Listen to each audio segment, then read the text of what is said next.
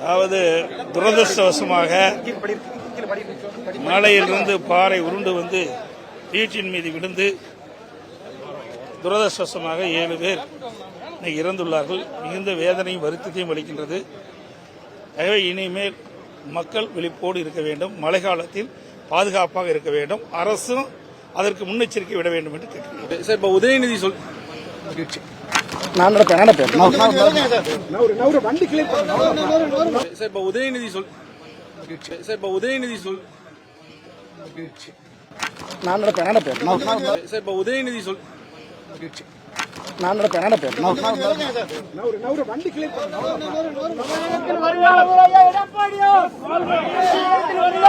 எடப்பாடியார்